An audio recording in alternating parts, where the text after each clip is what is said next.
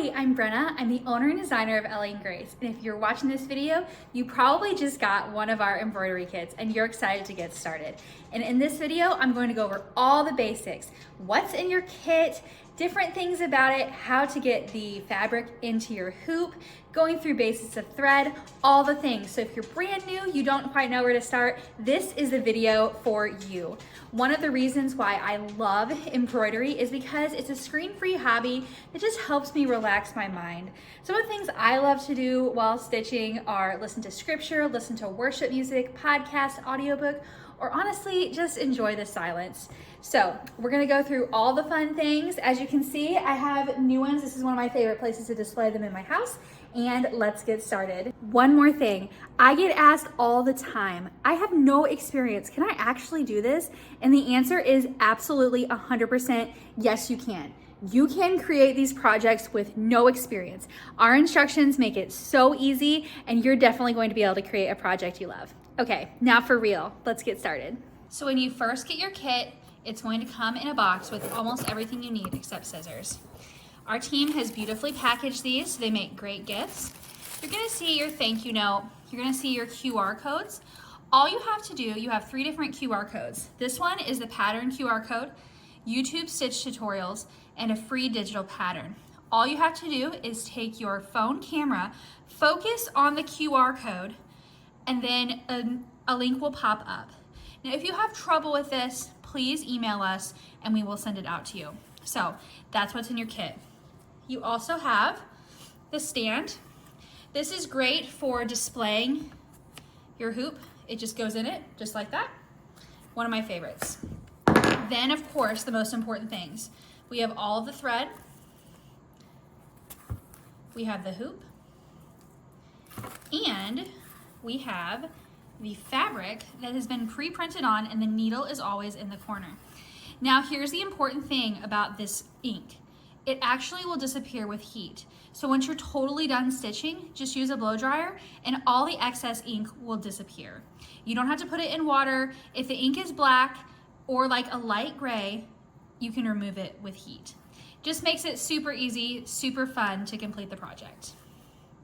One thing that I would go ahead and recommend you do as soon as you open up your kit is go ahead and download those PDF instructions by using the QR code and go ahead and get them, print them, save them on your phone, whatever you want to do. Now the next thing we need to do is get this into the hoop.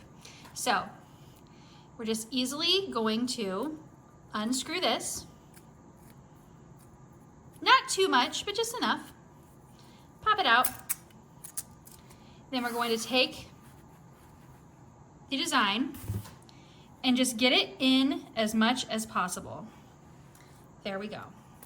You can always adjust it. You can also adjust it as you're stitching, and quite frankly, you're going to have to. So, okay, there we go. Then you're just gonna tighten it. Now, this is important. You want to try to keep it tight as you're stitching. As you stitch, it's going to naturally, see how I'm just pushing on this, pretending like I'm stitching. You're gonna start getting it to not be as taut. You want to try to keep it as taut as possible. So see how I just kind of just gently pulled it around? Now it's taut. I wish I had an example around here of one to show you what it would look like. Okay, this one is a little bit. So you can kind of see on the bottom, I didn't do as great of a job keeping it tight. And I should have tightened it when I hot glued it, honestly, but I didn't. And so it has this little bit of an effect right here. That's why you want to try to keep it as tight as possible. Okay, so we have our needle, we have everything's in the hoop, we can tighten it, all the things. Now let's talk about thread.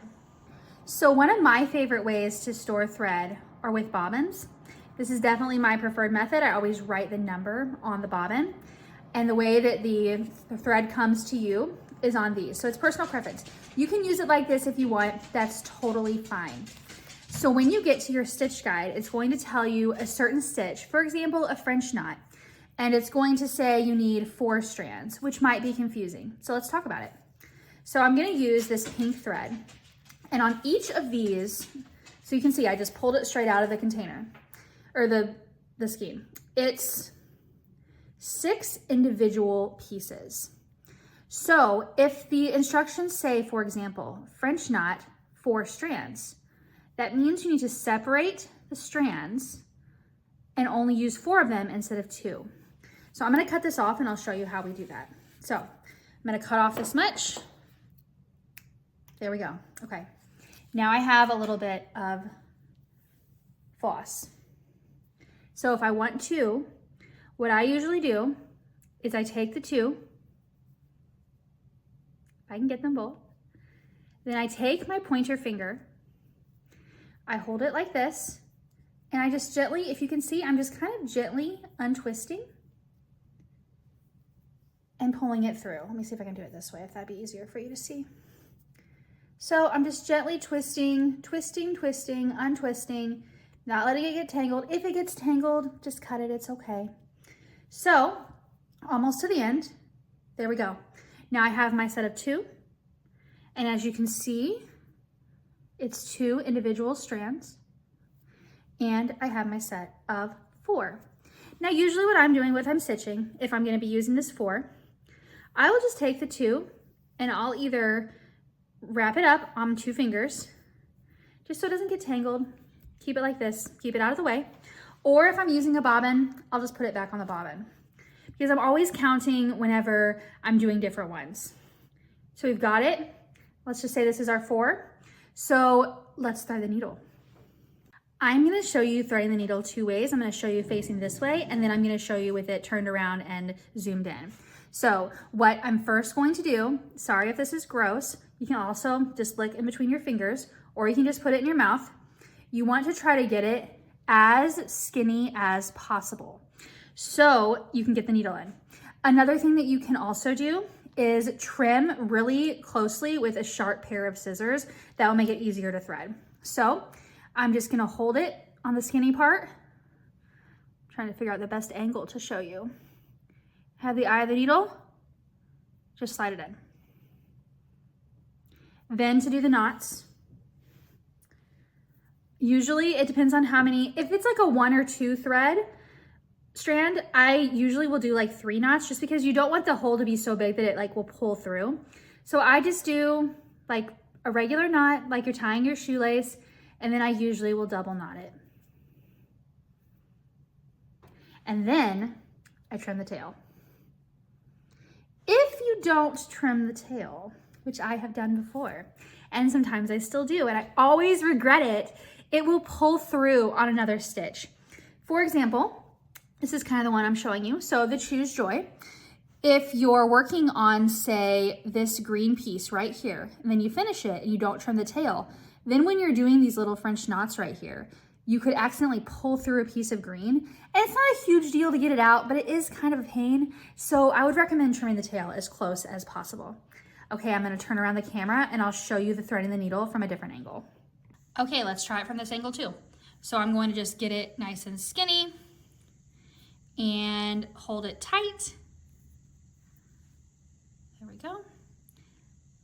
And see if I can get it. If I can't, I'll just trim it a little bit. Sometimes that happens when I've done it multiple times. Like I just did this and it didn't focus, so I had to redo it.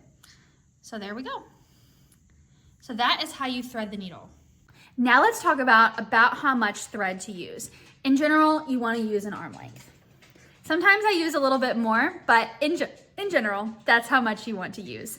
Another question I get is tying off between each stitch, and should you do it? I, in general, do like to tie off between each element. So I'll show you what I mean. So for example, on this, we've got this, there we go. We've got like this blue flower right here, and then this cluster of flowers, this cluster of flowers. I like to do this part and then tie off, and then move to another part, and then tie off, and move to another part, and then tie off. That's my personal preference. It also helps me from seeing a bunch of stuff in the back. So that is my preference. Okay, so we've covered almost all the basics. You have all of your detailed stitch guide. What I would recommend you do, especially if you're unfamiliar, is go to step 1, watch the video for that stitch, do it. Go to step 2, watch the video for that stitch, complete it, and so on and so forth. And you're gonna have a great time. The other important thing to remember is that I'm only an email or an Instagram message away, and that this should be fun. So don't get too hung up in it. This is supposed to be a fun experience while creating it, and I want it to be fun for you. And if you have any trouble, just please let me know, because I'm here to help. So let's say you're done with your project. Let's just pretend all of this is stitched, okay? So now comes the finishing part. Make sure that it is, we also have a video that specifically shows this, but I wanted to cover it in this video too, just so you kind of had one video that kind of tells you everything, and then if you need more details, you can go to the other videos. So just pretend like this is all stitched. Looks beautiful. You did a wonderful job. Okay, let's do some trimming. So you're gonna take your scissors, trim close. Basically what you want to do is to have this just go just inside. Just inside, not all the way over, but just barely inside. That's where you want to trim it to. The other thing that you want to do is, before you trim actually, is you want to make sure that it is centered and exactly where you want it in the hoop. You want to make sure that the fabric is tight. You want to make sure that it all looks good, because that's how it's going to look once it's been glued. So once you're done with that, do your trimming. And you're just going to kind of make sure that it just fits just nicely inside the hoop. Then you're gonna cut it, and then you're just gonna hot glue. I'm gonna show you this finished one. So you're just gonna hot glue it right around, as close as you can get. I didn't do a great job on some of these parts. Let me see if I can find a better one. I have all my little pieces over here. This one looks better.